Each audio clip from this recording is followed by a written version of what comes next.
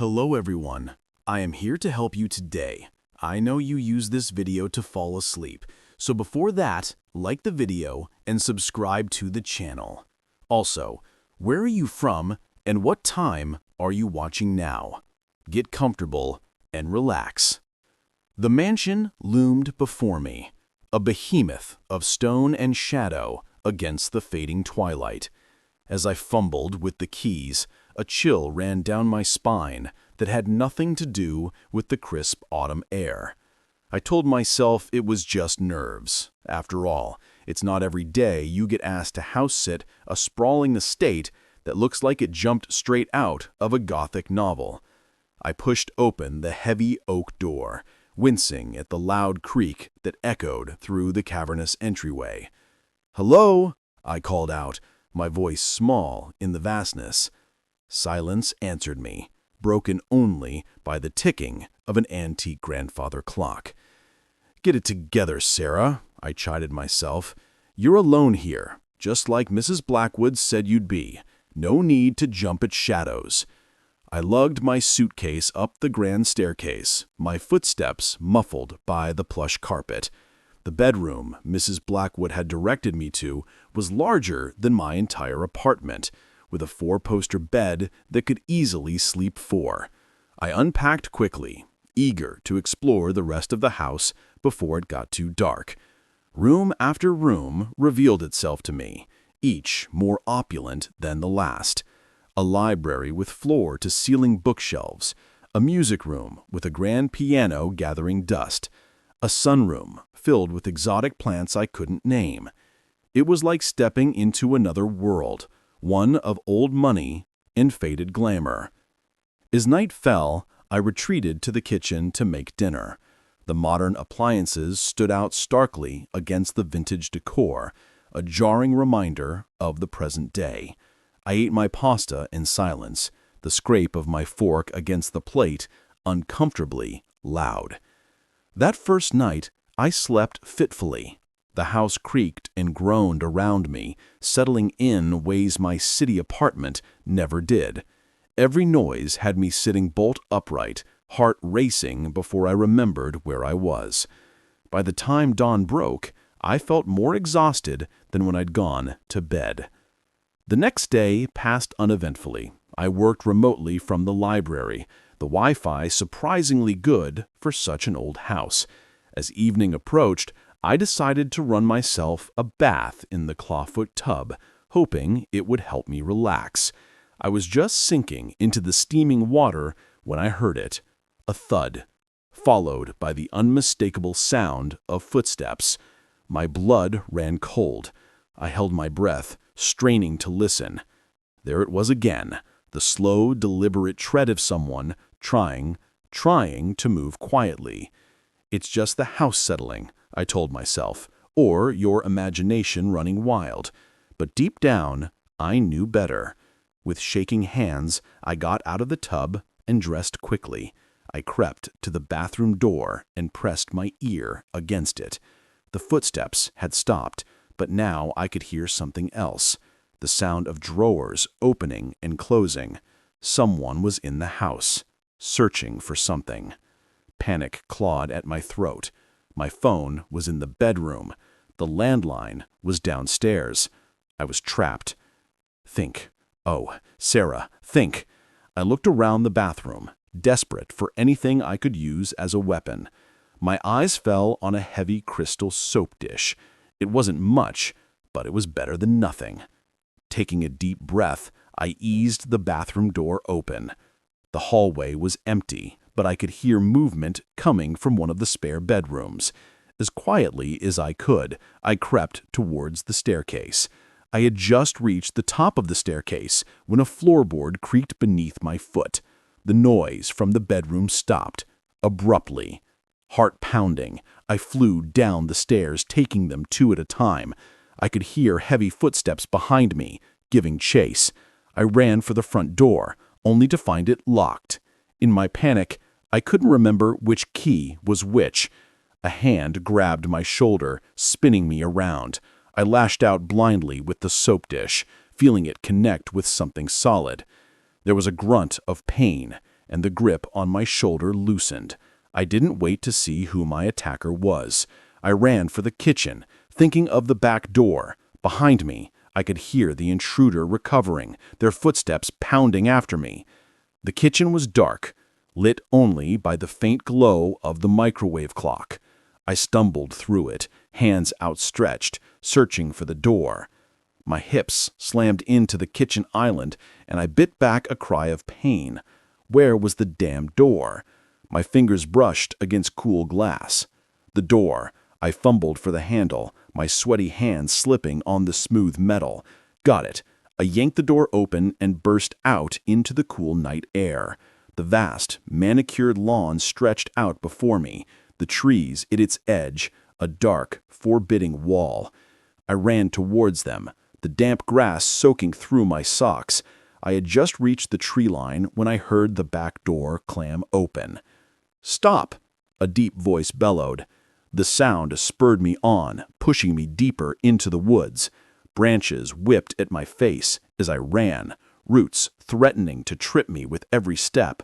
I had no idea where I was going, no plan beyond get away, get help. I don't know how long I ran. It could have been minutes or hours. My lungs burned and my legs felt like they were on fire. But fear kept me going, the certainty that if I stopped, something terrible would happen.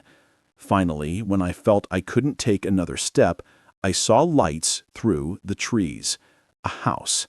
I stumbled towards it, relief making me dizzy.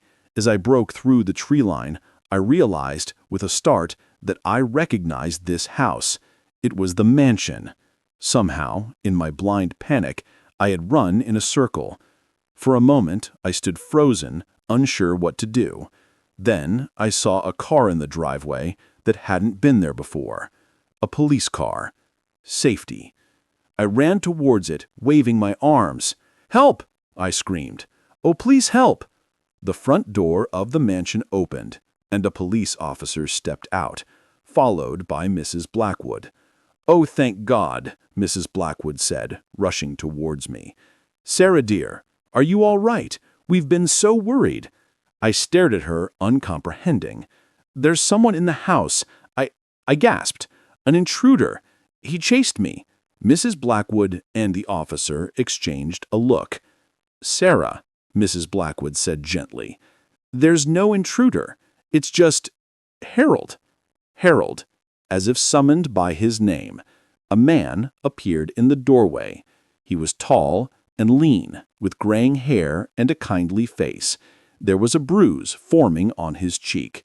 "I'm so sorry for frightening you," he said, his voice deep and apologetic, the same voice that had shouted after me in the woods. I should have announced myself. "Sarah, this is my husband, Harold," Mrs. Blackwood explained. "He wasn't supposed to be back until next week, but his business trip ended early. He came home to surprise me, not realizing I had asked you to house sit. The adrenaline that had been keeping me going suddenly evaporated, leaving me elated, but the noises, the searching. Harold looked sheepish. I was looking for my reading glasses. I didn't want to wake you up, so I was trying to be quiet. When I heard you run, I tried to explain, but he gestured to his bruised cheek. You have quite an arm." I felt my face burn with embarrassment. "I'm so sorry," I stammered. I thought—" No. It's my fault entirely," Harold insisted. "I should have called ahead, or at least turned on some lights." Mrs. Blackwood put an arm around my shoulders. "Come inside, dear. You're shaking like a leaf. Let's get you warmed up, and we'll sort all this out." As we walked back to the house, the police officer following behind, I couldn't help but laugh. All that terror, all that running, and it had been a simple misunderstanding. But later that night, as I lay in bed listening to the Blackwoods move about the house, a small part of me wondered, what if it hadn't been Harold? What if it had been a real intruder? I pulled the covers up higher, suddenly aware of just how big and empty the mansion was, and how many places there were for someone or something to hide. Sleep was a long time coming that night. The first rays of sunlight had just begun to pierce through the dense canopy when I realized I was hopelessly lost.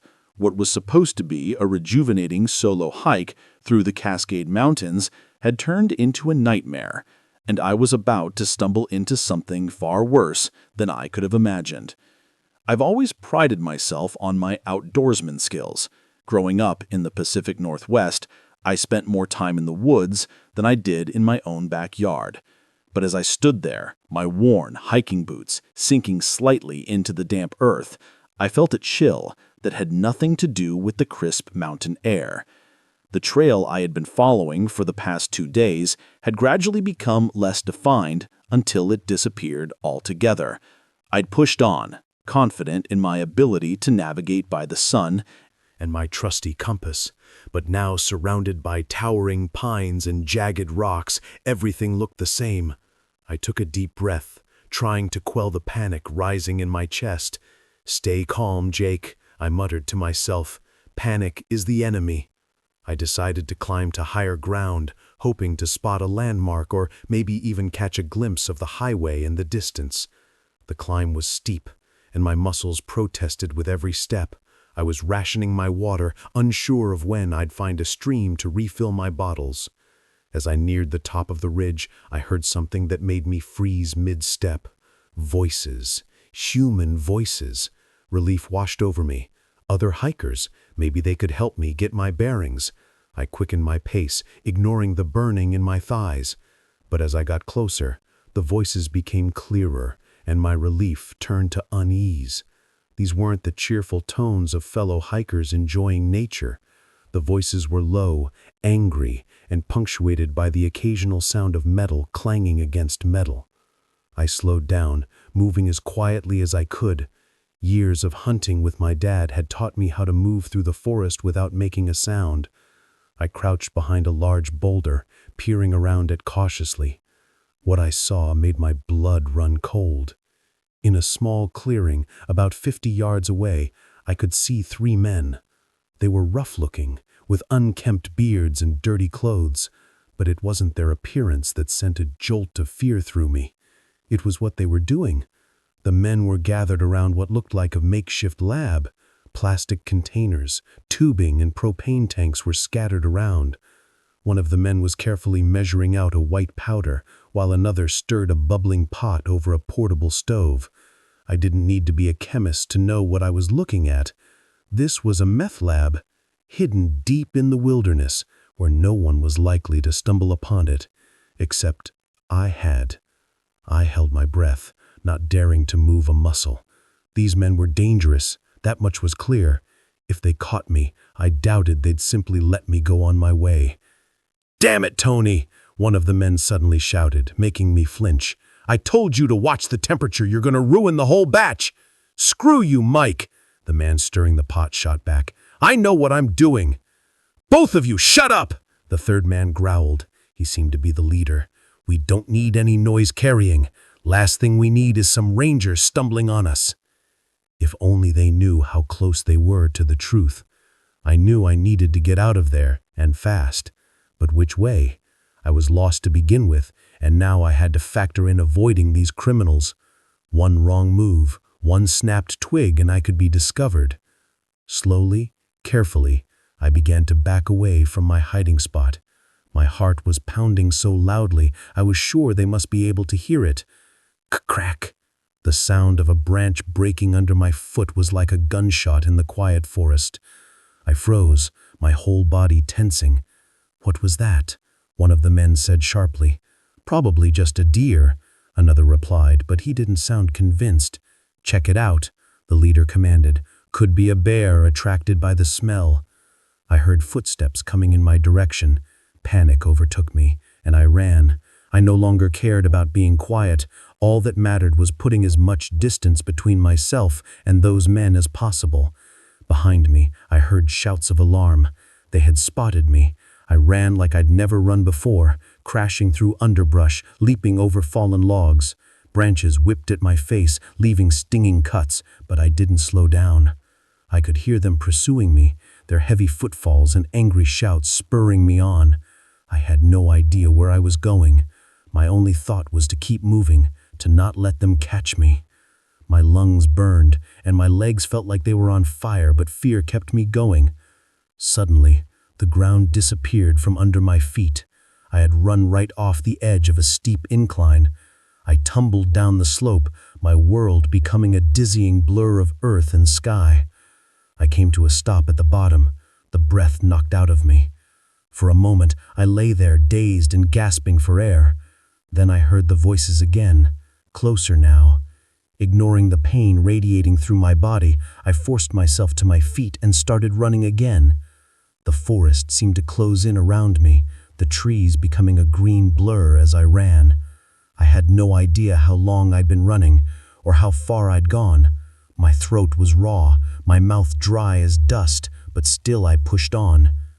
Just when I thought I couldn't take another step, I burst out of the tree line and onto a road.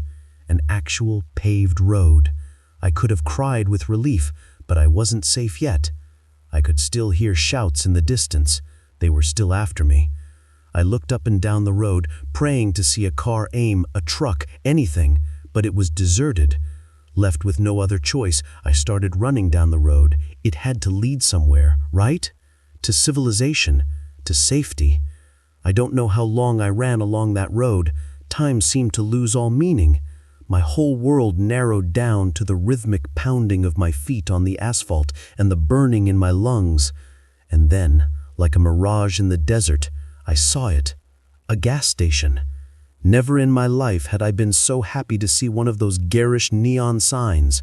I staggered into the parking lot, startling an old man filling up his pickup truck.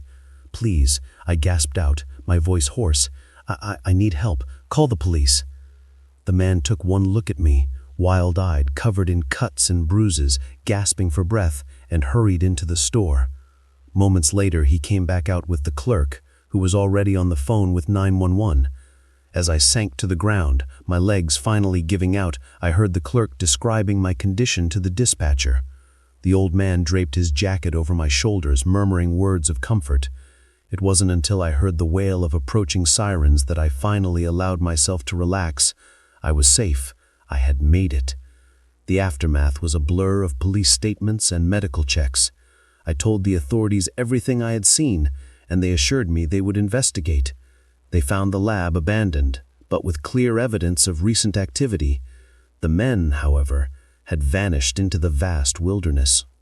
It took me a long time to feel comfortable in the woods again after that. The forest, once my sanctuary, had become a place of terror, but slowly I found my way back. I still hike, still seek out the solitude of nature, but now I'm always aware that even in the most remote places, you're never truly alone, and sometimes that's not a comforting thought at all.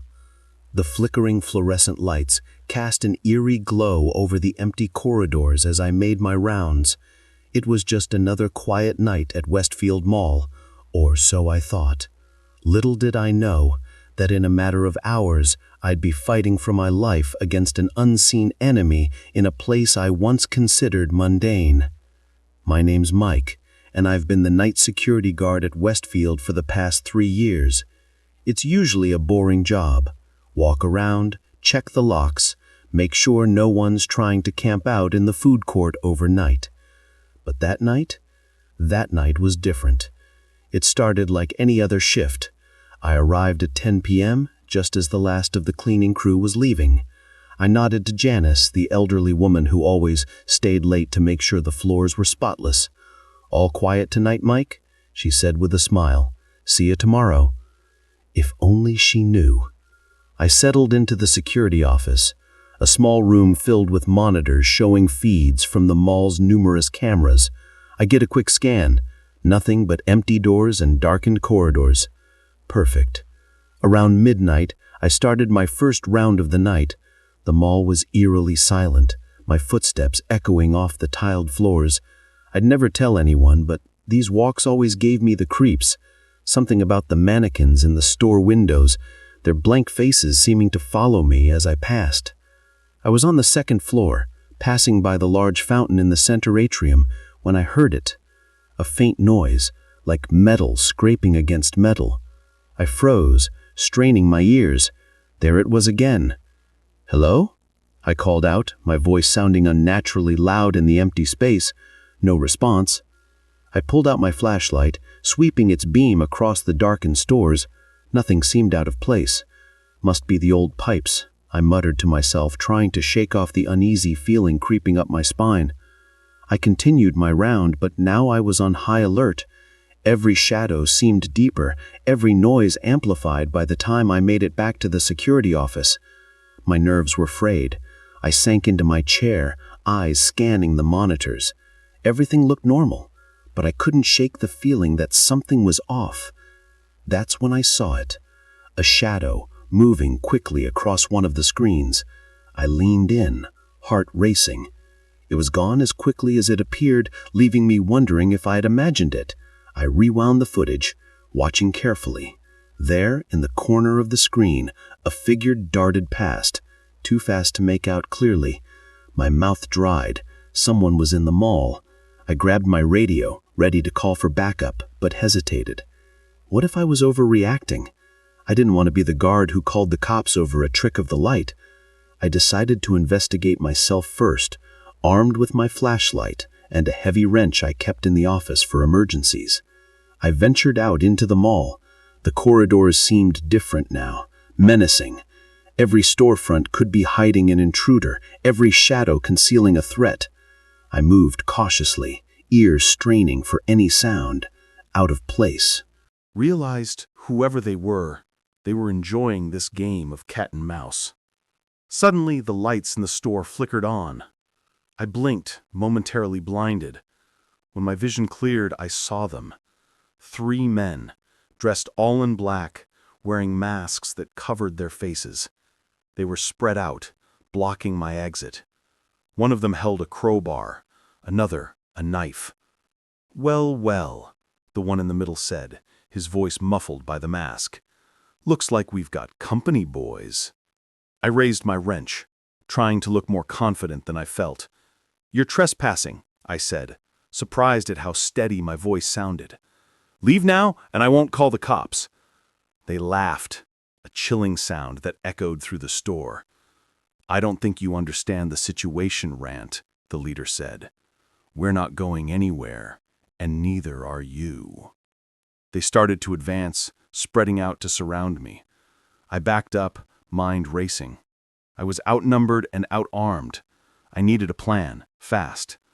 My back hit a display stand, and an idea struck.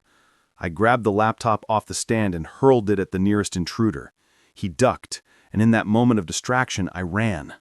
I darted between the aisles, knocking over displays as I went to slow them down. I could hear them cursing, giving chase. I reached the security gate and slid under it. Not stopping to catch my breath, I ran through the mall, the sound of pursuit close behind. I needed to get to the security office, to call for help, but they were between me and the office. I took a sharp turn heading for the service corridors. If I could lose them in the maze of back hallways, I might have a chance. The service door slammed behind me as I entered the narrow corridor. It was darker here, the emergency lights casting long shadows. I ran, taking random turns, hoping to throw off my pursuers. Left, right, another right. I was quickly lost in the warren of corridors. But I could still hear them, their footsteps echoing off the concrete walls. I found myself in the mall's basement, surrounded by hulking machinery.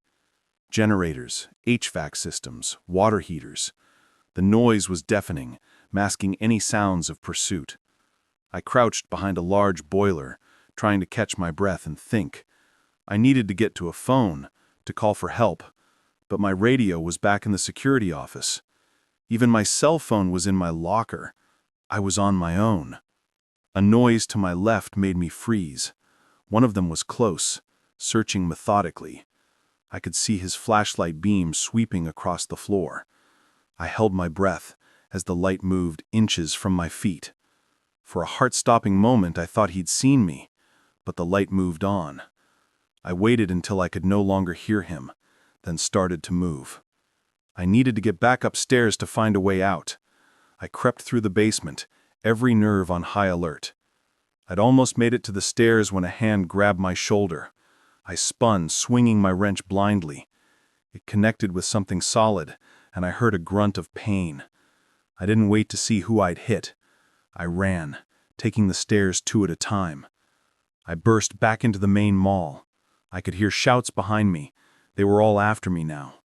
I ran faster than I ever had in my life, my lungs burning, legs pumping. I rounded a corner and saw it. The exit.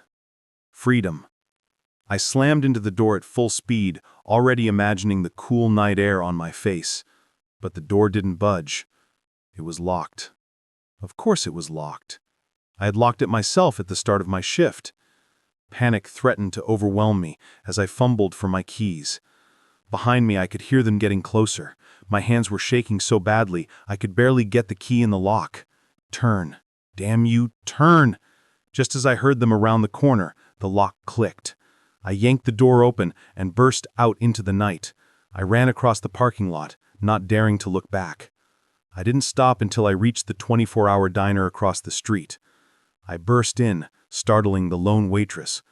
"Call the police," I gasped. "Please." The next few hours were a blur of police statements and questions. They searched them all but found no sign of the intruders, just some broken displays in the electronics store and a crowbar left behind. I quit my job the next day. I couldn't face going back into that mall, couldn't shake the feeling of being hunted.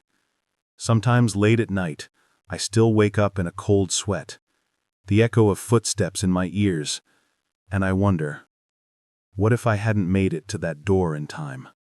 The crackling of our campfire did little to mask the eerie silence that had fallen over the forest.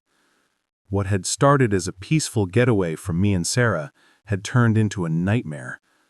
As I stared into the darkness beyond our small circle of light, I couldn't shake the feeling that we were being watched. Little did I know, our idyllic camping trip was about to become a desperate fight for survival. My name's Alex, and I've always loved the great outdoors. When I suggested to my girlfriend Sarah that we take a weekend camping trip to celebrate our anniversary, she was all for it. We picked a spot deep in the Ozarks, far from the usual tourist trails. We wanted solitude, a chance to reconnect with nature and each other. Be careful what you wish for, I guess. The first day was perfect. We hiked through lush forests, the canopy above us alive with birdsong. We set up our tent in a small clearing near a bubbling stream, the sound of the water a soothing backdrop to our quiet conversation. As night fell, we sat by our campfire, roasting marshmallows and pointing out constellations in the clear sky above. It was on the second day that things started to feel off. We were exploring a nearby ridge when Sarah stopped suddenly. "Did you hear that?" she asked, her voice tight with tension. I listened, but heard nothing beyond the usual forest sounds. "Hear what? I thought I heard voices," she said, her eyes scanning the trees around us. "Like someone shouting?" I strained my ears, but still heard nothing unusual. "Probably just other hikers," I said, trying to sound reassuring. But a small knot of unease had formed in my stomach. We continued our hike, but the carefree mood of earlier had evaporated. I found myself jumping at every snapping twig, every rustle in the underbrush. Sarah kept close to me, her earlier enthusiasm replaced with nervous glances over her shoulder. As we made our way back to our campsite, I couldn't shake the feeling that we were being followed. Every time I turned to look behind us, I saw nothing but trees and shadows, but the feeling persisted, growing stronger with each step. We reached our clearing just as the sun was setting, painting the sky in brilliant shades of orange and pink. But even the beautiful sunset couldn't dispel the unease that had settled over us. "Maybe we should pack up and head back," Sarah suggested, as we prepared dinner.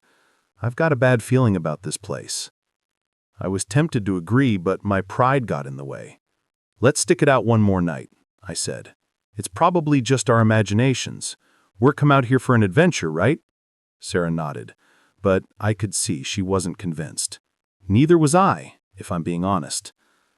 As darkness fell, we huddled close to our campfire, the flames casting flickering shadows on the surrounding trees.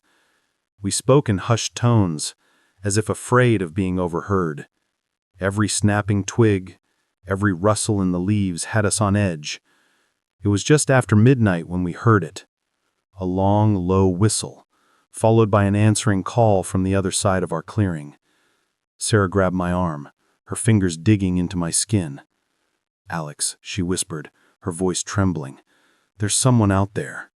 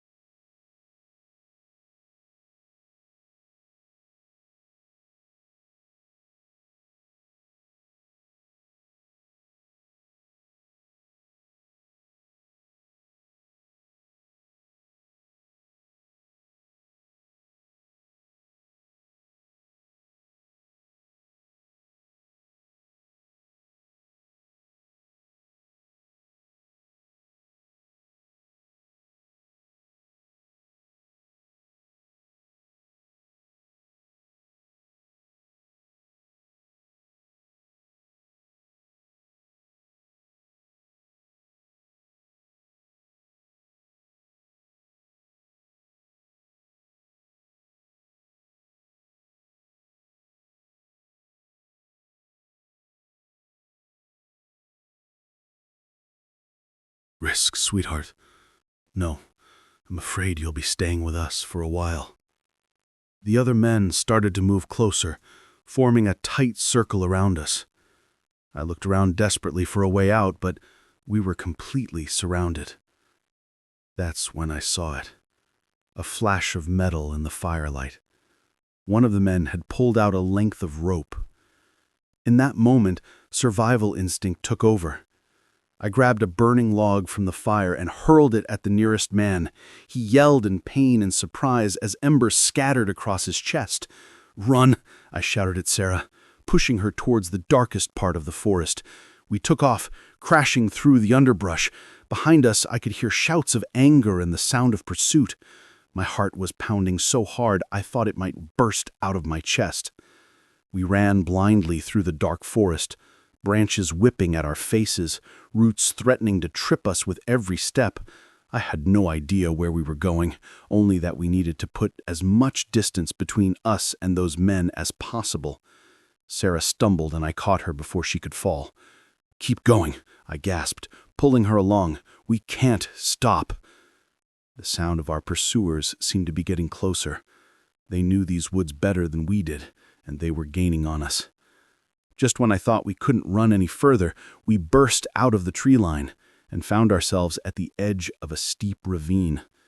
The stream we had camped near had carved a deep gully into the earth, the water now a rushing torrent far below us. "What do we do?" Sarah cried, her eyes wild with fear. I looked back at the forest, saw flashlight beams dancing between the trees. They were almost upon us. "We have to jump," I said, gesturing to the other side of the ravine. It wasn't too wide, maybe 10 feet across. We could make it. We had to make it. Sarah looked at me like I was crazy, but the sound of voices growing nearer made up her mind. She nodded. "On 3, I said, gripping her hand tightly. 1, 2, 3. We leapt together, the ground disappearing beneath our feet. For a heart-stopping moment, we were suspended in the air. The roar of the water below us, drowning out everything else. Then we hit the other side, rolling to break our fall. Pain shot through my ankle, but adrenaline kept me moving. I pulled Sarah to her feet, and we staggered into the cover of the trees on this side of the ravine. Behind us, I heard shouts of frustration. They had reached the ravine, but it had bought us precious time. We kept moving, pushing our exhausted bodies to their limits. The rest of the night passed in a blur of fear and desperate flight. Every sound had us freezing in terror, certain we were about to be discovered. As the first light of dawn began to filter through the trees, we finally heard what we had been praying for. The distant sound of traffic. We had reached a road. Stumbling out of the forest, we flagged down the first car we saw, an old pickup truck driven by an elderly farmer. The look on his face when he saw us, dirty, bleeding, wild-eyed with fear, must have been something to behold. We babbled out our story as he drove us to the nearest police station. The authorities took our statement and sent out search parties, but they never found any trace of the men or their operation. Maybe they had cleared out, knowing we would bring the law down on them. It took a long time for the nightmares to stop, for us to feel safe again. Sarah and I are still together, stronger for having survived that night, but we don't go camping anymore. Some scars run too deep. Some fears are too primal to ever fully shake off. Sometimes when I'm lying awake at night, I can still hear those whistles echoing through the trees, still feel the terror of being hunted. And I wonder about those dark forests, about what other secrets they might be hiding, waiting to be stumbled upon by unsuspecting campers looking for a peaceful getaway. The highway stretched endlessly before me, a ribbon of asphalt cutting through the night. I'd been driving for hours, the monotony broken only by the occasional flicker of my truck's headlights catching a road sign or a startled animal's eyes. I never expected that picking up a stranger would turn my routine haul into a nightmare. But that's exactly what happened on that moonless night in the middle of nowhere. My name's Jack, and I've been a long-haul trucker for the better part of 2 decades. I've seen my fair share of weird stuff on the road, but nothing could have prepared me for what happened that night. It was just past midnight, and I was hauling a load of electronics from Chicago to Phoenix. The radio was playing softly, some late-night talk show about alien abductions. I chuckled to myself, thinking how some people would believe anything to make their lives more exciting. That's when I saw him. A lone figure on the side of the road, thumb out, hoping for a ride. Now, I'm not usually one for picking up hitchhikers.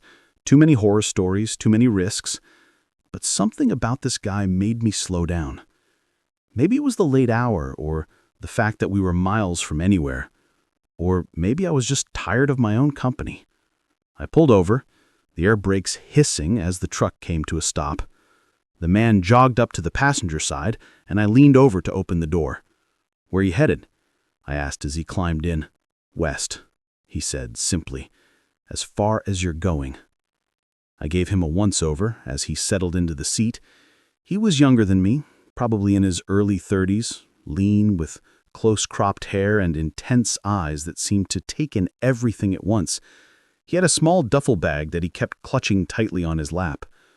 "I'm Jack," I said, pulling back onto the highway. "Mike," he replied, not offering a hand to shake. We drove in silence for a while, the only sound the rumble of the engine and the whisper of tires on asphalt.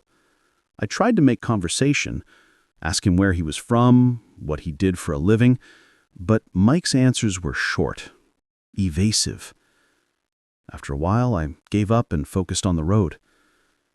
It was about an hour later that I first noticed something was off.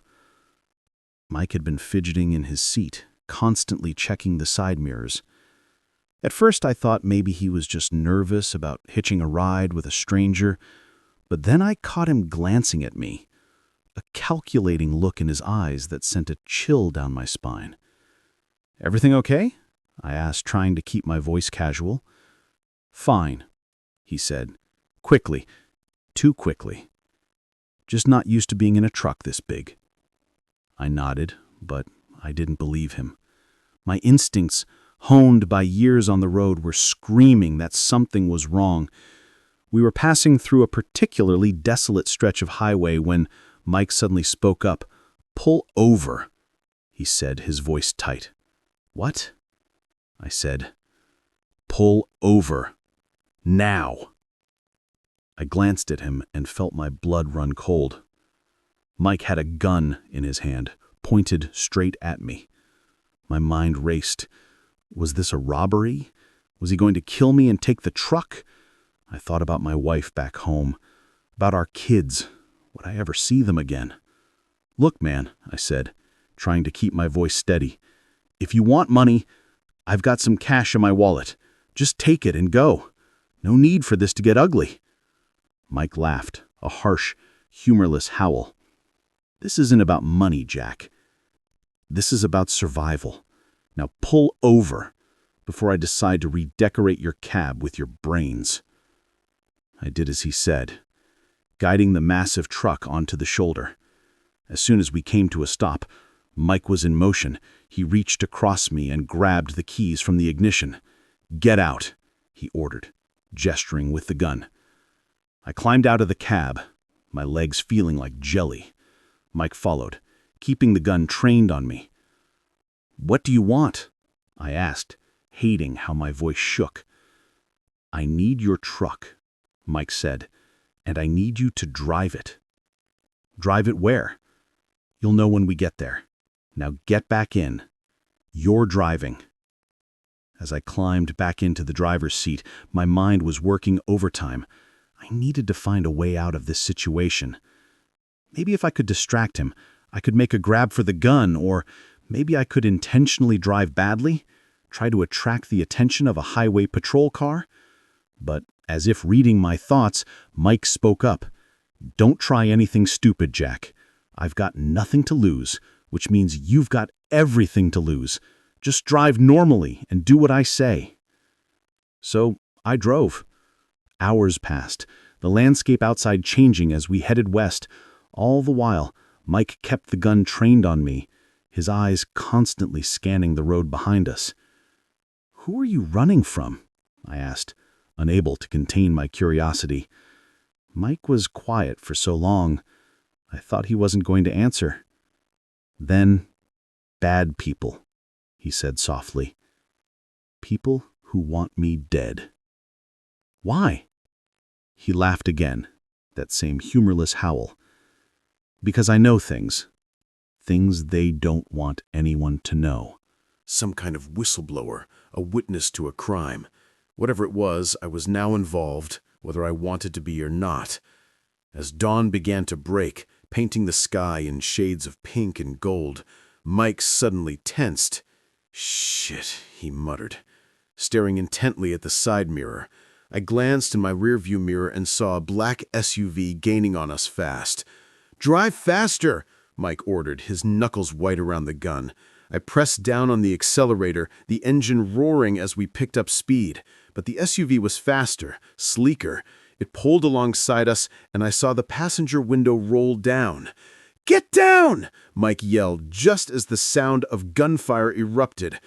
I ducked instinctively, feeling the truck swerve as bullets pinged off the metal. Mike was returning fire, leaning out the window to shoot at our pursuers. The next few minutes were chaos.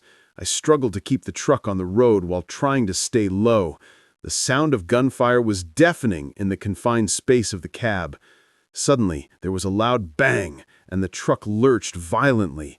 They had shot out one of our tires. I fought with the steering wheel, trying to keep us from jackknifing. "There!" Mike shouted, pointing ahead. "Pull into that rest stop!" I saw the sign for the upcoming rest area and made for it, the truck swaying dangerously on its blown tire. We skidded into the parking lot, coming to a stop in a cloud of dust and burning rubber. "Run!" Mike yelled, already jumping out of the cab. I didn't need to be told twice. I was out of the truck and running before I even had time to think. I could hear car doors slamming behind us, shouts of anger. Mike and I ran towards the small cluster of buildings that made up the rest stop. It was early and the place was deserted. We burst into the main building, startling a sleepy-looking attendant. "Call the police!" I gasped out. "Are there men with guns?" But before I could finish, the door burst open again. 3 men entered, all holding weapons. The attendant screamed and ducked behind the counter. Mike shoved me behind a rack of snacks and opened fire. The men returned fire, and suddenly the quiet rest stop was transformed into a war zone. Chips bags exploded, sending a rain of potato shards everywhere. The acrid smell of gunpowder filled the air. I cowered behind the rack, my heart pounding so hard I thought it might burst out of my chest. This was insane. How had my normal night turned into this? The gunfight seemed to last forever, but it was probably only a few minutes. Then suddenly, silence fell. I peered around the edge of the rack. Mike was still standing, his gun still raised. The 3 men were on the ground, not moving. I felt bile rise in my throat and had to swallow hard to keep from throwing up in the rest stop. In the distance, I could hear sirens approaching. Someone, probably the attendant, had managed to call the police. Mike turned to me, his face grim. "I'm sorry," he said. "I never meant for any of this to happen."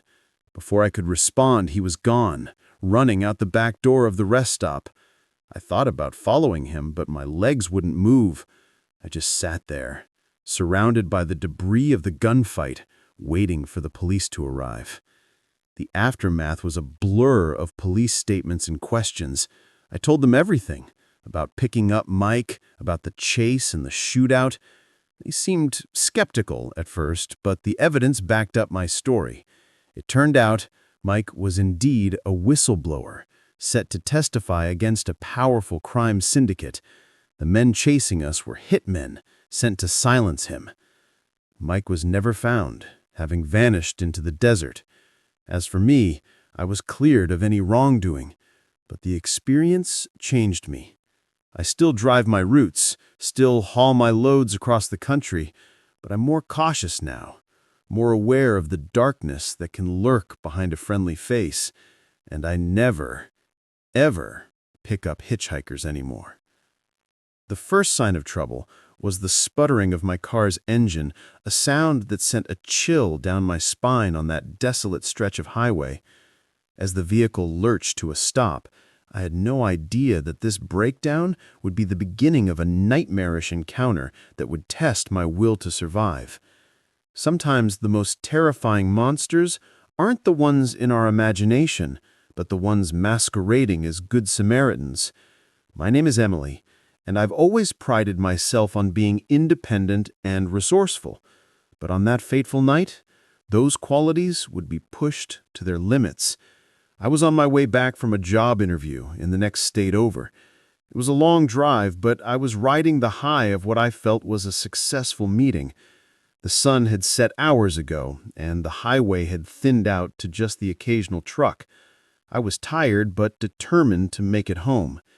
That's when my trusty old sedan decided it had had enough. The engine made a horrible grinding noise, and despite my pleading and cajoling, the car rolled to a stop on the shoulder of the road. "No, no, no," I muttered, turning the key in the ignition repeatedly. Nothing, not even a sputter. I sat there for a moment, trying to calm my racing heart. I was in the middle of nowhere, my cell phone showing no bars of service. The moonless night seemed to press in on all sides, the darkness beyond my headlights absolute. Taking a deep breath, I popped the hood and got out of the car. I didn't know much about engines, but I hoped it might be something simple, something I could fix. As soon as I lifted the hood, I knew it was hopeless. The engine was a maze of pipes and wires that meant nothing to me. I was just about to close the hood when I saw headlights approaching in the distance. Relief washed over me. Maybe they would stop and help, or at least let me use their phone. The vehicle, an old pickup truck, slowed as it neared me. It pulled over, and a man got out. In the glow of my headlights, I could see that he was middle-aged, with a weathered face and calloused hands. He wore worn jeans and a flannel shirt, looking every bit the part of a local farmer or rancher. "Guard trouble?" he called out, walking towards me. "Yeah," I replied, trying to keep the nervousness out of my voice. It just died on me. I don't suppose you know anything about engines?" He chuckled. "I might know a thing or two. Mind if I take a look?" I stepped aside, allowing him to peer into the engine compartment. He poked around for a few minutes, making thoughtful noises. "Well, looks like your timing belt's shot," he finally said. "Not something we can fix out here, I'm afraid." My heart sank. "I don't suppose you have a cell phone I could borrow? Mine's not getting any service out here." He shook his head. "Sorry, don't believe in those things. But tell you what, I can give you a ride to the nearest town. There's a mechanic there who could help you out." I hesitated. Every instinct was screaming at me not to get into a car with a stranger, especially out here in the middle of nowhere. But what choice did I have? I couldn't stay here all night, and who knew when another car might come? "That would be great. Thank you," I heard myself say. He smiled, but something about it didn't quite reach his eyes. "Happy to help. Name's Tom, by the way." "Emily," I replied, grabbing my purse from my car. As we drove, Tom kept up a steady stream of small talk. He asked about where I was from, where I was headed. I answered vaguely, not wanting to give away too much information. Something about him was making me increasingly uneasy, though. I couldn't put my finger on why. We had been driving for about 20 minutes when I realized something was wrong.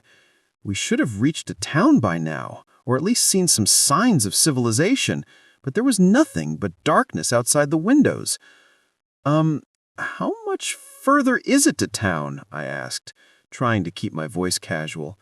Tom glanced at me, and this time there was no mistaking the coldness in his eyes. "Oh, we're not going to town, Emily." My blood ran cold. "What do you mean?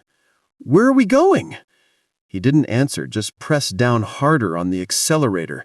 The truck picked up speed, eating up the empty road ahead. Panic surged through me.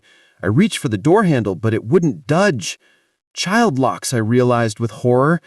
"Please," I said, my voice shaking, "just let me out. I won't tell anyone, I swear." Tom laughed, a harsh sound that made my skin crawl. "Oh, you know you won't tell anyone. No one ever does." The implication of his words hit me like a physical blow. This wasn't the first time he had done this. How many other stranded motorists had he picked up, promising help, only to... I couldn't even finish the thought. My mind raced, trying to think of a way out. I could try to grab the wheel, force us off the road, but at this speed, that would likely kill us both. I could try to reason with him, appeal to his humanity, but the cold gleam in his eyes told me that was a lost cause. As we sped through the night, Tom started talking again, but this time his words chilled me to the bone. "You know, Emily, you really shouldn't trust strangers," he said, his tone conversational, as if we were discussing the weather. "Bad things happen to girls who aren't careful. But don't worry, it'll all be over soon." I felt tears welling up in my eyes, but I forced them back. I refused to give him the satisfaction of seeing me cry.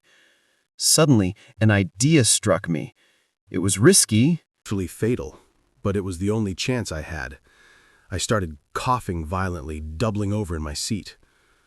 "What the hell?" Tom said, glancing over at me.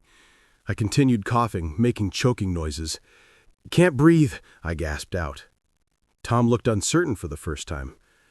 "Hey, cut that out," he said. But I could hear a note of concern in his voice. I slumped in my seat, my coughs turning to wheezes. I closed my eyes, letting my body go limp. "Shit," Tom muttered. The truck began to slow down. I felt the vehicle pull over to the side of the road. Tom put it in park and leaned over me. "Hey, wake up," he said, shaking my shoulder roughly. This was my chance. My eyes snapped open and I drove my elbow into his face with all the strength I could muster. I felt his nose crunch under the impact and he reeled back with a howl of pain. In his moment of distraction, I lunged for the keys in the ignition. I yanked them out and scrambled for the door, my fingers scrabbling at the lock. Tom recovered quickly, grabbing for me. His fingers tangled in my hair, yanking me back.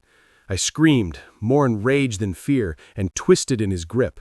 My free hand found his eyes and I dug my fingers in without mercy.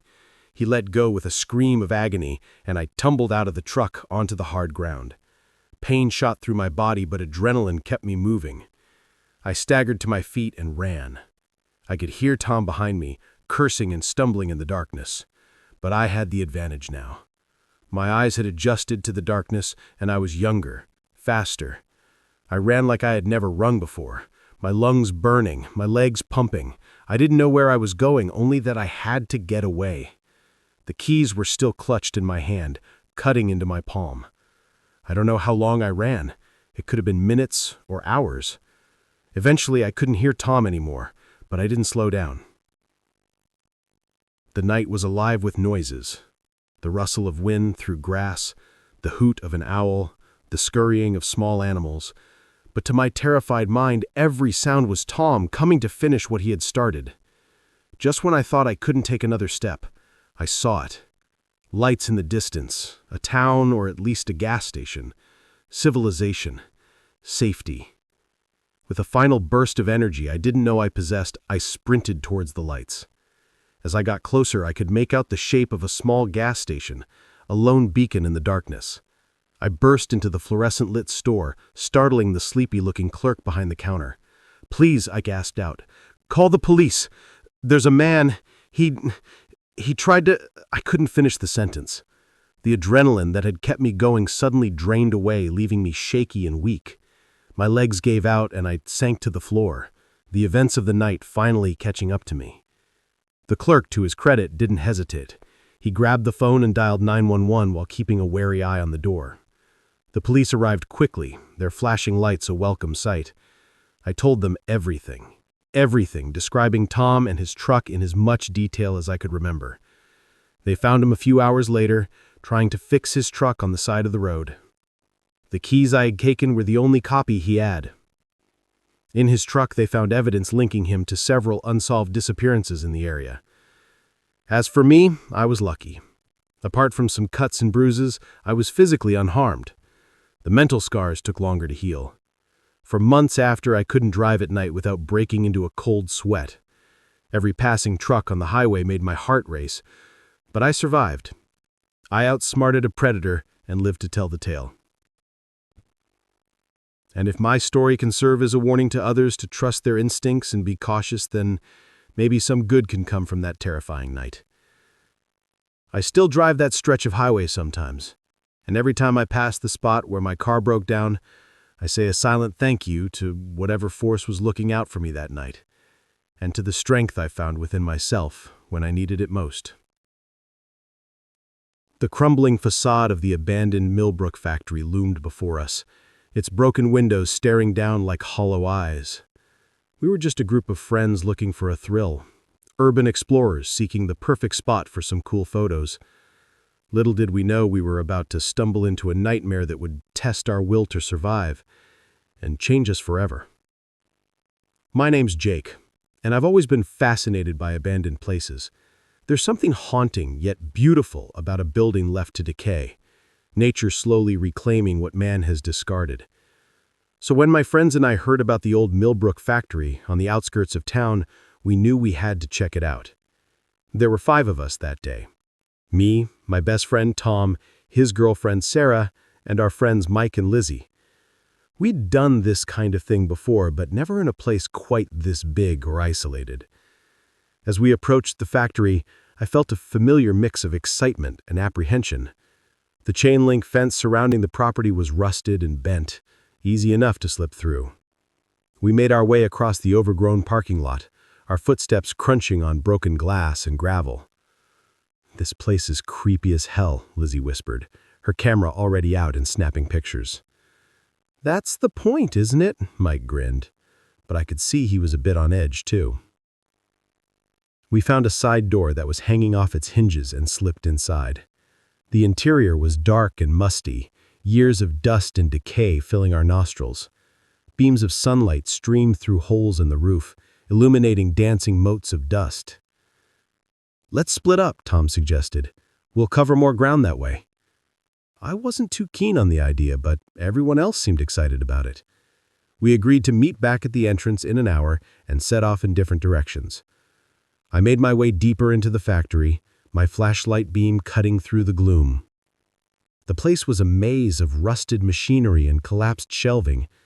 Every step echoed ominously, and more than once, I spooked myself with my own reflection in a grimy window. I was in what looked like an old office area when I heard it, a shuffle of movement too heavy to be a rat or other small animal. I froze, my heart suddenly pounding. "Guys?" I called out, my voice sounding small in the vast space. No answer. I turned slowly, sweeping my flashlight around the room. Nothing seemed out of place, but I couldn't shake the feeling that I wasn't alone. That's when I saw it. A shadow moving quickly past a doorway at the end of the hall. It was too big to be any of my friends. Fear gripped me, but curiosity won out. I moved towards the doorway, every nerve on high alert. As I reached the threshold, I heard voices. Low, rough whispers that definitely didn't belong to any of my friends. I peered around the corner, and my blood ran cold. In what must have been the factory's main floor, I saw 3 men. They were gathered around a collection of crates, passing packages between them. Even from a distance, I knew what I was seeing. This was a drug deal. I must have made a noise, a gasp, or a shifting of my feet, because suddenly, one of the men looked up. Our eyes met, and for a moment, time seemed to stand still. Then all hell broke loose. "Hey!" the man shouted, reaching for something at his waist. I didn't wait to see what it was. I turned and ran. I could hear shouts and footsteps behind me as I tore through the factory. My mind was racing. I knew I needed to find my friends, to warn them. We needed to get out of here now. I rounded a corner and slammed right into Tom. We both went down in a tangle of limbs. "Jake, what the hell, man?" Tom groaned, rubbing his head. "No time," I gasped, scrambling to my feet. "We need to go, now. Where are the others?" The urgency in my voice must have gotten to him because he didn't ask any more questions. "Sarah's just down there," he pointed. "I don't know where Mike and Lizzie went." We found Sarah quickly, and I gave them a rushed explanation as we moved. Their eyes widened in fear as they realized the danger we were in. "We need to find Mike and Lizzie," Sarah said, her voice shaking. I nodded, but before we could decide on a plan, we heard a scream. It was Lizzie. We ran towards the sound, caution forgotten in our desperation to reach our friend. We burst into a large room and saw Lizzie backed into a corner, one of the men advancing on her. Mike was on the ground, not moving. Without thinking, I grabbed a piece of rusted pipe from the ground and charged. I caught the man by surprise, swinging the pipe and connecting with his shoulder. He went down with a yell of pain. "Run!" I shouted to Lizzie. She didn't need to be told twice. Tom was checking on Mike. "He's breathing," he reported. "I think he's just knocked out." The man I had hit was getting to his feet, murder in his eyes. Behind him I could see his 2 other men. His companions entering the room. "You kids picked the wrong place to play, Explorer," one of them growled. We were trapped. The only exit was behind the men, and they were blocking our path. My mind raced, trying to find a way out of this nightmare. That's when I saw it. A conveyor belt leading up to a higher level. If we could get up there, maybe we could find another way out. "The belt," I hissed to Tom. "We need to get up there." He nodded, understanding immediately. "On 3, he whispered. 1, 2, 3. We moved as one. Tom and I grabbed Mike under the arms and ran for the conveyor belt. Sarah and Lizzie were right behind us. The men, caught off guard by our sudden movement, took a second to react, but that second was all we needed. We scrambled up the rusted conveyor belt, the sharp edges cutting into our hands. I could hear the men shouting, their footsteps pounding as they gave chase. We reached the upper level and found ourselves in a maze of catwalks and suspended walkways. The factory stretched out below us, a labyrinth of shadows and rusted metal. "Which way?" Sarah panted. I looked around frantically. "There!" I pointed to a door on the far side of the room. It was marked with a faded exit sign. We ran across the catwalks, the whole structure shaking under our feet. Behind us, I could hear the men climbing up after us. We reached the door, and I yanked it open, revealing a rusted fire escape. Without hesitation, we started down. We were about halfway down when I heard a gunshot. The sound echoed through the factory, making us all flinch. "Keep moving," I shouted. We practically fell down the last few flights, our feet clanging on the metal steps. As soon as we hit the ground, we ran. We didn't stop running until we reached Tom's car parked a few blocks away. We piled in, Mike still groggy but conscious now, and Tom peeled out of there like the devil himself was chasing us. It wasn't until we were miles away, the factory long out of sight, that we finally allowed ourselves to breathe. What just happened?" Lizzie asked, her voice barely above a whisper. I told them everything I had seen, about the drug deal and the chase. As I spoke, the reality of what we'd just been through began to sink in. We debated about whether to go to the police, but fear won out. What if those men had connections? What if they came after us or our families? In the end, we made a pact to never speak of what happened. That day changed us all. We'd gone looking for a thrill and found terror instead. The nightmares lasted for weeks, months for some of us. Every unexpected noise made us jump. Every stranger on the street a potential threat. But it also brought us closer together. We'd faced death and come out the other side. That kind of experience bonds you in ways nothing else can. We never went urban exploring again after that. The thrill wasn't worth the risk. But sometimes when I pass an abandoned building, I can't help but wonder what secrets it might be hiding. And I shudder, remembering the day our curiosity almost got us killed. The Millbrook factory still stands, as far as I know, a decaying monument to a dying industry, and a reminder of the darkness that can lurk in forgotten places. If you ever find yourself tempted to explore such a place, remember our story. Sometimes the real monsters aren't the ghosts of the past, but the very real dangers of the present. The flickering fluorescent light above me buzzed like an angry insect, casting an eerie glow over the empty corridors. It was just another quiet night at Oak Ridge office complex, or so I thought.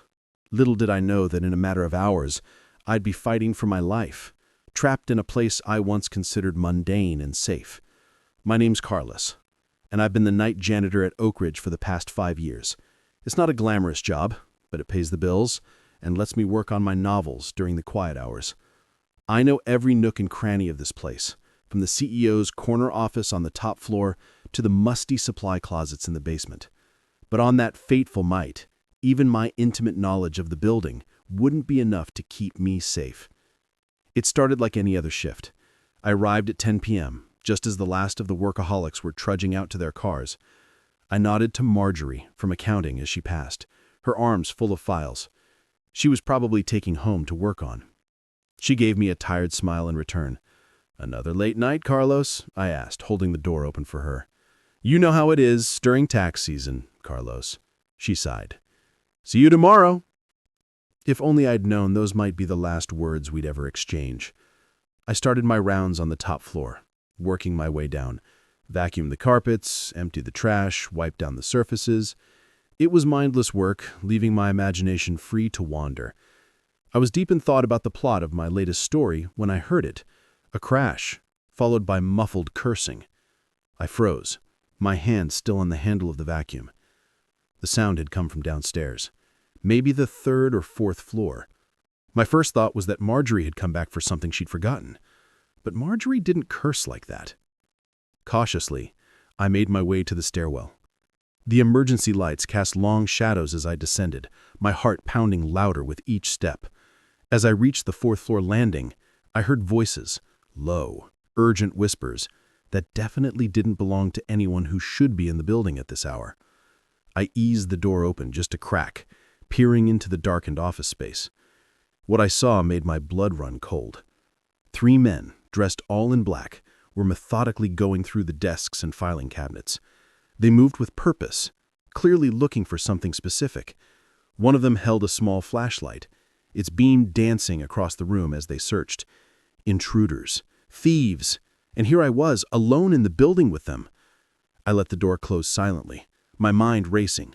I needed to call the police, but my cell phone was in my locker in the basement. The landlines on this floor would be useless. The phone system automatically shut down after hours to prevent long-distance abuse. I had to get to the security office on the ground floor. It had a separate phone line and direct access to the police. As quietly as I could, I started down the stairs. I had just reached the third-floor landing when I heard the stairwell door above me open. They were coming down. Panic surged through me.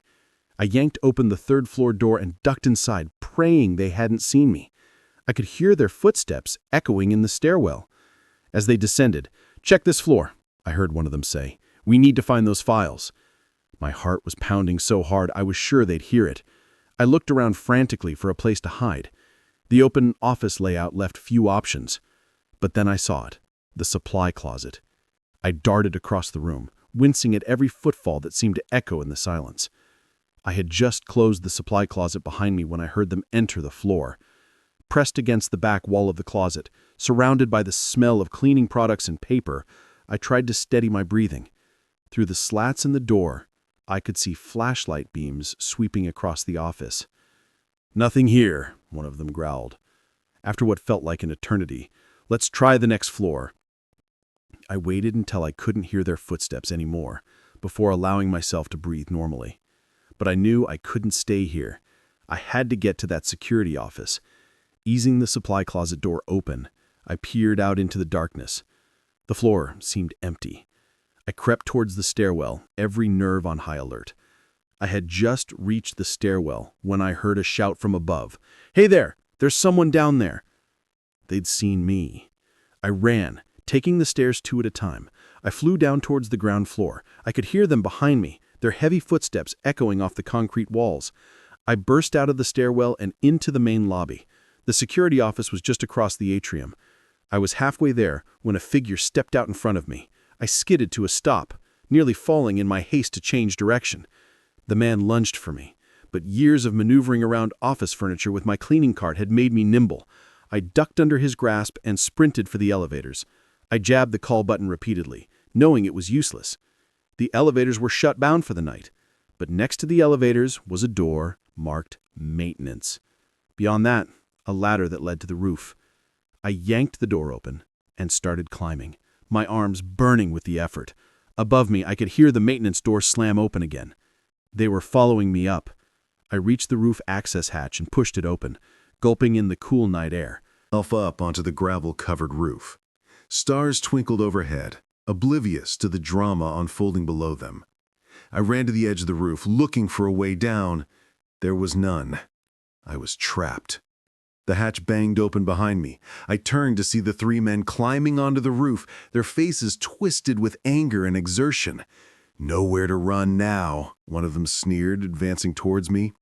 I backed up until I felt the low wall of the edge of the roof against my legs. "Look," I said, trying to keep my voice steady. "I don't know who you are or what you want, but I won't say anything. Just let me go." The man in the lead, a tall, broad-shouldered figure with a scar running down his cheek, laughed. "Sorry, pal. Can't take that risk." He lunged at me. In that moment, time seemed to slow down. I saw his hand reaching for me, saw the malice in his eyes, and I made a decision. I vaulted over the low wall. For a heart-stopping moment, I was in free fall.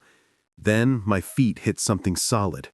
The window washing platform left in place by the crew earlier that day. I heard shouts of surprise from above as I frantically worked the controls.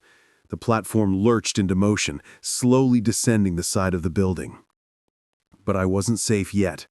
I could see one of the men leaning over the edge of the roof, taking aim with what looked like a gun. I pressed myself against the side of the building as the first shot pinged off the metal platform. The second shot shattered one of the support cables. The platform tipped dangerously, and I had to grab onto the railing to keep from falling. I was still 4 stories up, too high to jump. That's when I saw it. A window left open on the 3rd floor. It was a long shot, but it was my only chance. As the platform swung wildly, I timed my move. 1 second, 2, 3. I leapt.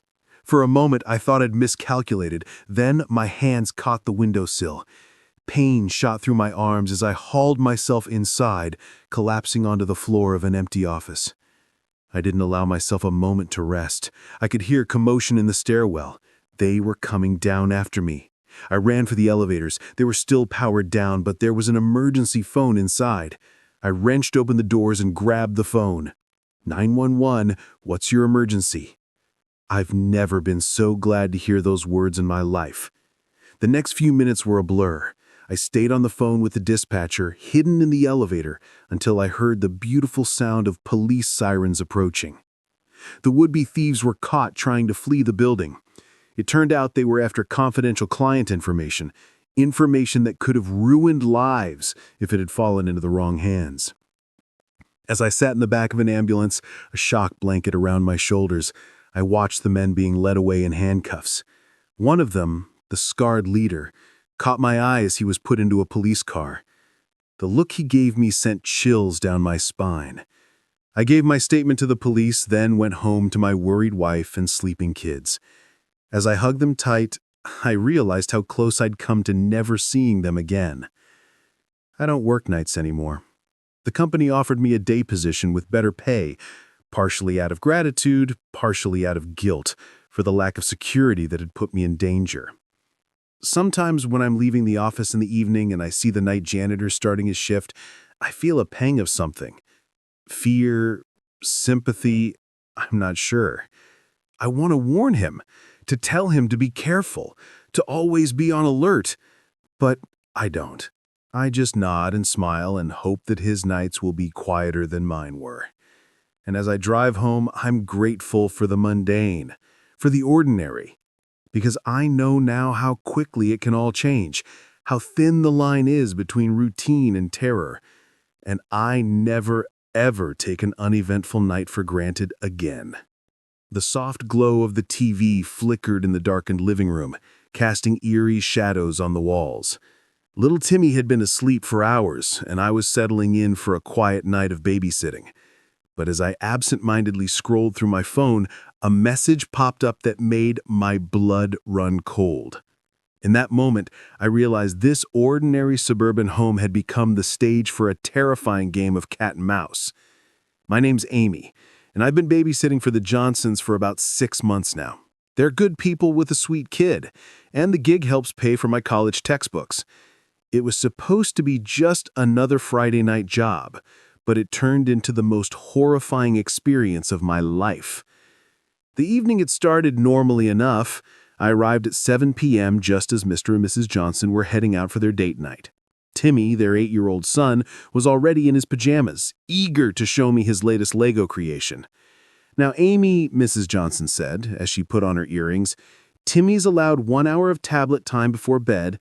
The parental controls are on, so he should only be able to access his games and approved websites. I nodded, having heard this spiel before. No worries, Mrs. Johnson, we'll be fine. If only I'd known how wrong I was. After the Johnsons left, Timmy and I had dinner. He chatted excitedly about school and his friends, and I listened with half an ear, smiling and nodding at the right moments. Around 8 p.m., I handed him his tablet for his allotted screen time. Remember, buddy, just 1 hour, I said, then it's bedtime. Timmy nodded, already engrossed in whatever game he was playing. I settled onto the couch with my own phone, scrolling through social media and texting friends. At 9 p.m., I told Timmy it was time for bed. He grumbled a bit, but handed over the tablet without too much fuss. As I tucked him in, he seemed a little quieter than usual. Everything okay, Timmy? I asked. He hesitated for a moment, then said, Amy, is it okay to have secret friends? Something about the way he said it made me uneasy. What do you mean by secret friends, Timmy? He shrugged, not meeting my eyes. Just someone I talk to sometimes, but it's a secret. Alarm bells started ringing in my head. Timmy, who is this secret friend? How do you talk to them? But Timmy had clammed up. He rolled over, pulling the covers up to his chin. Never mind. Good night, Amy. I stood there for a moment, unsure of what to do. Should I press him for more information, call his parents? In the end, I decided to check the tablet first. Maybe I was overreacting. Back in the living room, I unlocked the tablet. At first glance, everything seemed normal, just the usual games and child-friendly apps. But then, I noticed an app I didn't recognize. It looked like a harmless puzzle game with a colorful icon of interlocking blocks. When I opened it, My heart dropped. It wasn't a game at all, but a messaging app, and there in the chat history was a conversation that made my skin crawl. The messages were from someone calling themselves Game Master Mike. At first, they seemed innocent enough, talking about games in school, but as I scrolled, the tone changed. Remember, Timmy, this is our secret. Don't tell your parents or your babysitter. I can't wait to meet you in person. It'll be so much fun. I'll be coming to see you very soon, maybe even tonight. My hands were shaking so badly I nearly dropped the tablet. This wasn't just some online predator grooming a child from afar. This Mike was planning to come here tonight. I grabbed my phone, ready to call the police, when a message popped up on the screen.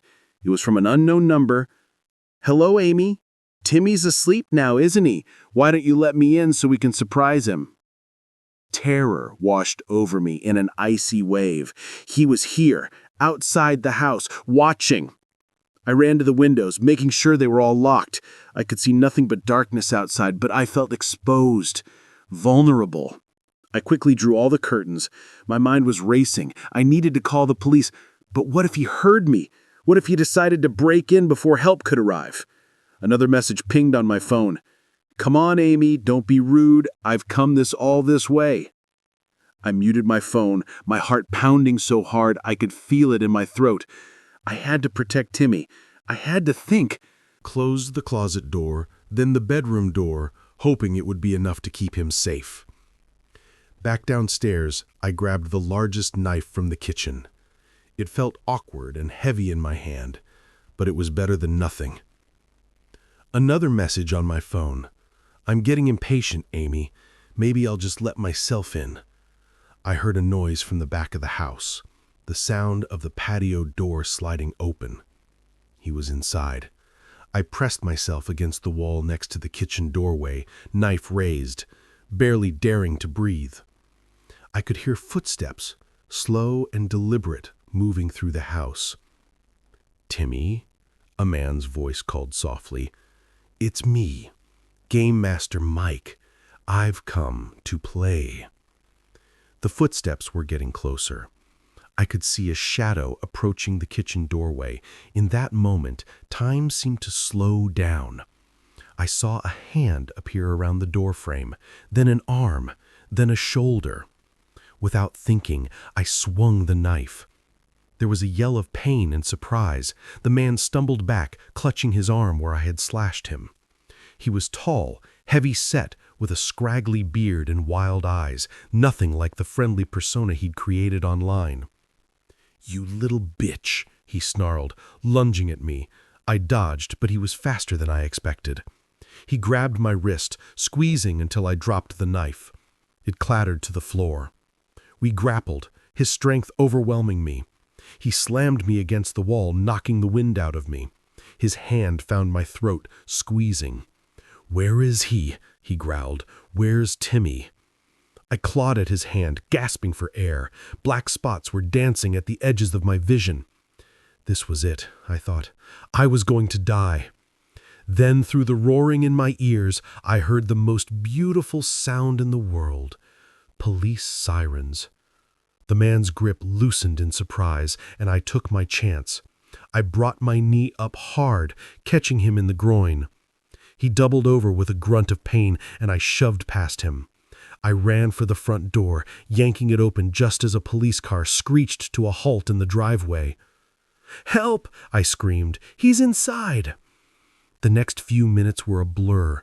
Police officers swarmed the house. The man, whose real name I later learned was Gerald Huffman, was tackled trying to escape through the back door. Timmy was found safe in the closet, scared but unharmed. As I sat in the back of an ambulance answering a detective's questions, I watched them lead Hoffman away in handcuffs. He caught my eye as they put him in the police car, and the look he gave me was pure hatred. I shuddered, knowing that if the police hadn't arrived when they did, things could have ended very differently.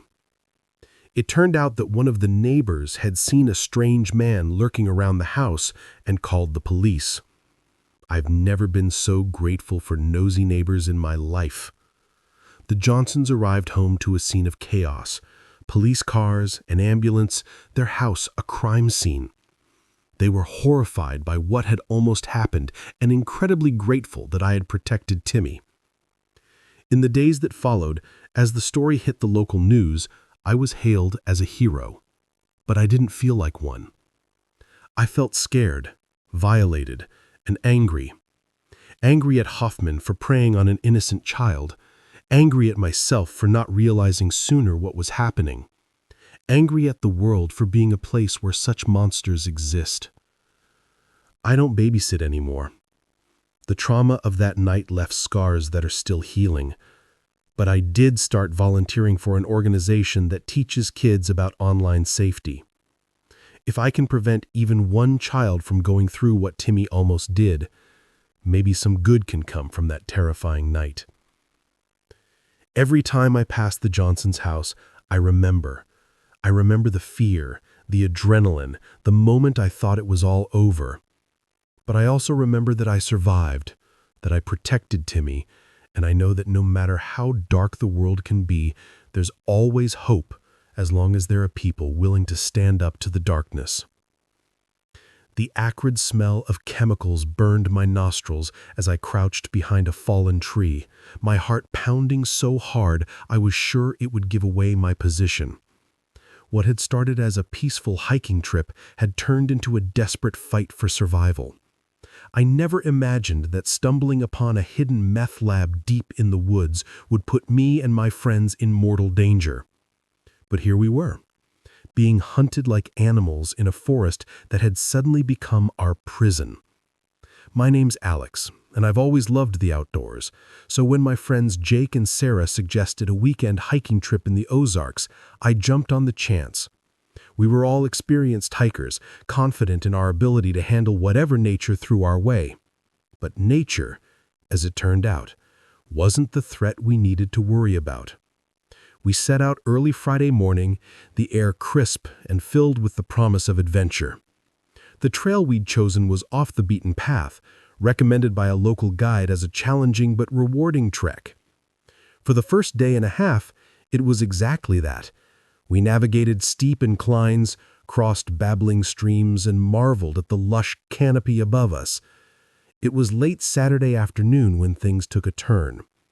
We had veered slightly off the marked trail, following what looked like a game path in search of a good spot to set up camp for the night.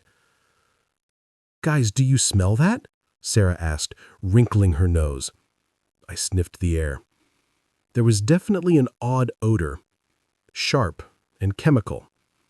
It reminded me of the time I'd accidentally left a can of paint thinner open in my garage. "Maybe there's a factory nearby," Jake suggested, but he sounded uncertain. We should have turned back then, but curiosity got the better of us. We pressed on, following the strengthening scent. As we pushed through a dense thicket, the trees suddenly opened up into a small clearing. What we saw made us freeze in our tracks. In the middle of the clearing stood a dilapidated cabin, but it wasn't the building that caught our attention. It was the collection of equipment scattered around it. Plastic containers, tubing, propane tanks, and other paraphernalia that I'd only ever seen on crime shows. "Holy shit," Jake whispered. "Is that what I think it is?"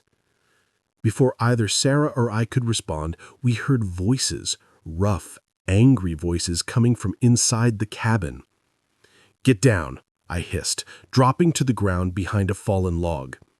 Jake and Sarah followed suit, our bodies pressed into the damp earth. Through a gap in the log, I could see two men emerge from the cabin. They were arguing about something. Supplies, I think. They looked nothing like the stereotypical meth cooks I'd seen on TV. These guys were burly with hard eyes and clothes that had seen better days, and they were armed. "We need to get out of here," Sarah whispered, her voice trembling. I nodded slowly, starting to back away. But as I moved, my backpack caught on a branch. The resulting snap seemed to echo through the clearing. The men's heads whipped in our direction. "What was that?" one of them growled. "Probably just an animal," the other replied, but he didn't sound convinced. We lay there, barely breathing, praying they wouldn't investigate further. For a moment it seemed like luck was on our side. The men turned back to their conversation. Then Jake sneezed. It wasn't loud, but in the tense silence it might as well have been a gunshot. "There's someone out there," one of the men shouted. We didn't wait to see what would happen next. We scrambled to our feet and ran, crashing through the underbrush with no regard for stealth. Behind us, I could hear shouts and the sound of pursuit. "Split up," I yelled to Jake and Sarah. "Meet back at the car if you can." It was a risky move, but I hoped it would confuse our pursuers. I veered left while Jake and Sarah went right. I ran like I'd never run before, branches whipping at my face, roots threatening to trip me with every step. My lungs burned and my legs felt like lead, but fear kept me going. I had no idea where I was going, no plan beyond get away. As I ran, the forest seemed to close in around me. The trees were denser here, the undergrowth thicker. It was getting darker too, the sun setting behind the mountains. I don't know how long I ran. It could have been minutes or hours. Every sound made me flinch. Was it My pursuer, or just the natural noises of the forest? Finally, when I felt I couldn't take another step, I saw it. A small cave, half hidden by a curtain of vines. Without hesitation, I dove inside. The cave was shallow, more of an overhang, really. But it was enough. I pressed myself against the back wall, trying to quiet my ragged breathing. Outside, I could hear movement, heavy footsteps, branches snapping. He was close. "I know you're around here somewhere," the man called out. His voice was closer than I expected, and I had to stifle a gasp. I closed my eyes, willing myself to become invisible. The footsteps drew nearer, then paused right outside my hiding spot. For a moment that felt like an eternity, there was silence. I didn't dare breathe. Then, mercifully, the footsteps started to move away. I waited until I could no longer hear any sound before allowing myself to relax slightly. But I knew I couldn't stay here. I had to find Jake and Sarah, had to get help. As quietly as I could, I eased myself out of the cave. The forest was dark now, the trees casting long shadows in the fading light. I had no idea which direction to go, but I knew I couldn't go back the way I'd come. I picked a direction and started walking, trying to favor my injured ankle. Every snapping twig made me jump. Every rustling leaf had me looking over my shoulder. After what felt like hours of aimless wandering, I heard something that made my heart leap, the sound of running water. A stream, and if I could find the stream, I might be able to find my way back to the trail. I followed the sound, hope giving me renewed energy as I pushed through a dense patch of undergrowth. I suddenly found myself face to face with Sarah. We both stifled screams of surprise, then hugged each other fiercely. "Oh my God, Alex," Sarah whispered. I didn't know if—" "I'm okay," I assured her, though okay was a relative term at this point. "Have you seen Jake?" She shook her head, tears in her eyes. "We got separated. I've been hiding, trying to figure out what to do." Together, we decided to follow the stream. It had to lead somewhere, and it was our best chance of finding our way out of this nightmare. We walked through the night, jumping at every sound, expecting to see one of our pursuers behind every tree. As dawn broke, we finally heard something that filled us with relief and dread in equal measure. The distant sound of vehicles. Cautiously, we approached the sound. Through the trees, we could see a road, and on that road, a welcome sight: police cars. It turned out that Jake had managed to find his way back to our car and had immediately driven to the nearest town to get help. The police had been searching for us all night. As we were escorted to safety, I looked back at the forest. Somewhere in there were dangerous men and their illegal operation, but they'd be found soon enough. Our ordeal had ensured that. The aftermath was a blur of police statements and medical checks. The meth lab was raided, the men arrested. We were hailed as heroes by the local media, though it certainly didn't feel heroic at the time. It took a long time for the nightmares to stop, for me to be able to hear a twig snap without flinching. But eventually I found my way back to the trails. The forest, once a place of peace and adventure, had shown me its darker side, but it had also shown me my own strength, my will to survive. Now, when I hike, I carry with me the knowledge that danger can lurk in the most unexpected places, but I also carry the certainty that I can face that danger and overcome it. The forest may hide secrets, some of them deadly, but it can't hide the human spirit's capacity for survival. The golden light of sunset painted the forest in warm hues, but a chill ran down my spine that had nothing to do with the dropping temperature. As I peered through my camera's viewfinder, I caught a glimpse of something that shouldn't be there, a pair of gleaming eyes watching me from the shadows. In that moment, I realized I had become the prey, and the hunter was unlike anything I had ever encountered before. My name is Jack, and I'm a wildlife photographer. I've spent years tracking and photographing some of the most elusive creatures on the planet, from the snow leopards of the Himalayas to the jaguars of the Amazon. I thought I'd seen it all, but nothing could have prepared me for what I was about to face in the remote wilderness of the Pacific Northwest. I'd come to this particular stretch of old-growth forest following rumors of an undocumented species. Local tribes spoke of a creature that walked on two legs, but was covered in fur, with eyes that glowed in the dark. Most dismissed as folklore, but I've learned over the years that legends often have a kernel of truth. For days, I had been setting up camera traps and staking out promising locations. I had seen nothing but the usual wildlife: deer, elk, the occasional black bear. But as the sun began to set on my 5th day in the forest, everything changed. I was perched in a tree blind, my camera ready, watching a small clearing where I had noticed unusual tracks earlier. The light was fading fast, and I was considering packing up for the night, when I heard it. A low, guttural growl that seemed to come from everywhere and nowhere at once. My heart rate spiked, but years of experience kept me still. I raised my camera, scanning the tree line through my telephoto lens. That's when I saw them. 2 eyes, reflecting the last rays of the sunlight, set in a face that was almost, but not quite, human.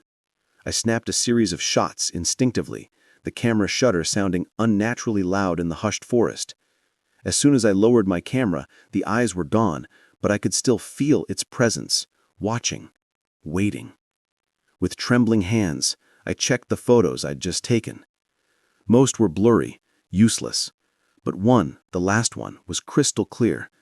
What I saw made my blood run cold. The face was ape-like, but with an intelligence in its eyes that was undeniably sentient. This was no known animal. This was something else entirely. As darkness fell, I knew I had to get out of there. Whatever this creature was, it was clearly aware of me, and I didn't want to find out if it was as curious about me as it was about me.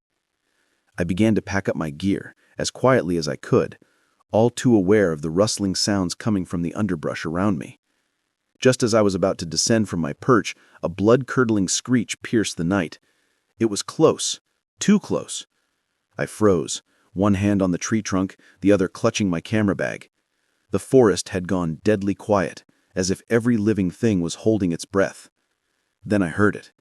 The sound of something large moving through the forest, heading straight for my tree. Panic surged through me. I dealt with charging elephants and stalking tigers, but always from a safe distance or with guides nearby. Here I was alone, and whatever was coming was unlike anything in my experience. I scrambled down the tree, no longer caring about stealth. As soon as my feet hit the ground, I ran. I had no plan, no direction in mind. Pure instinct drove me forward, crashing through undergrowth, leaping over fallen logs. Behind me, I could hear it pursuing. The creature moved with an eerie silence, broken only by the occasional snap of a branch or rustle of leaves. It was toying with me, I realized with growing horror. It could have caught me at any time, but it was drawing out the chase. My lungs burned and my legs felt like lead, but terror kept me moving. In the darkness, I could barely see where I was going. Branches whipped at my face, roots threatened to trip me with every step, but I didn't dare slow down. Suddenly, the ground disappeared from beneath my feet. I plunged forward, tumbling down a steep embankment. Pain shot through my body as I rolled. unable to stop my descent. When I finally came to a stop, I lay there for a moment, dazed and winded. The sound of rushing water filled my ears. I had landed near a river. As I struggled to my feet, wincing at the pain in my ankle, an idea struck me. The creature, whatever it was, seemed to rely heavily on scent. If I could cross the river, I might be able to throw it off my trail. I limped towards the sound of water. My eyes slowly adjusted to the darkness. The river loomed before me, a black ribbon cutting through the forest. It was wide and fast-moving, far more dangerous than I had hoped. But I could hear movement in the forest behind me. I was out of options. Taking a deep breath, I waded in the icy water, took my breath away, but I pushed forward. The current tugged at my legs, threatening to sweep me away. By the time I reached the middle, the water was up to my chest. My camera bag felt like it weighed a ton, dragging me down.